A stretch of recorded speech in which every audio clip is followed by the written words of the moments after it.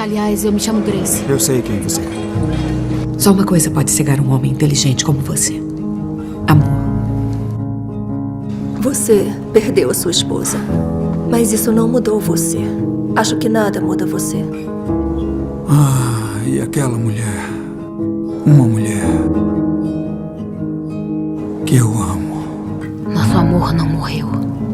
Mas você tem que escutar as vozes. Cheguei tão perto. Grace, me concede essa dança. Feliz ou triste, Thomas?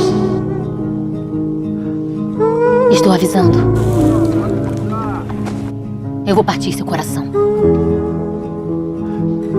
Uma vez você me disse: e homens como nós não são amados.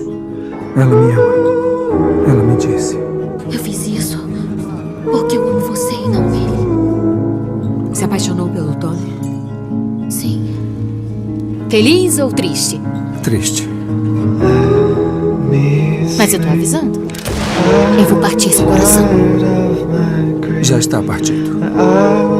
E 5 mil por ajudar a superar a perda da sua esposa. Você não chegou nem perto. Lembra que você perguntou sobre a mamãe na noite passada? Ela se foi, Charlie, e nós temos que resolver algumas coisas. Ele ficou lá fora a noite toda? Toda noite desde o funeral. Como ele era antes da França. Ele sorria. Você lembra que Deus te poupou. Mas o que fez com esse tempo extra que ele te deu, Thomas? Não foi a Pedra Azul, Thomas. Foi você.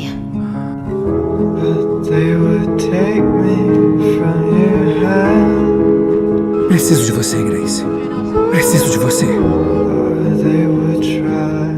E depois eu ia te dizer que não teve um só dia que eu não tenha pensado em você. Que bom te ver, Grace.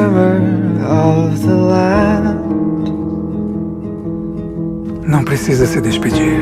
Desde que a minha mulher levou um tiro que era pra mim! Então, o que você canta? É um canto lindo que a minha esposa nunca mais vai escutar. Seu trabalho está feito, Tom. Terminado. Nós já podemos ir embora daqui. É tão fácil, é tão simples.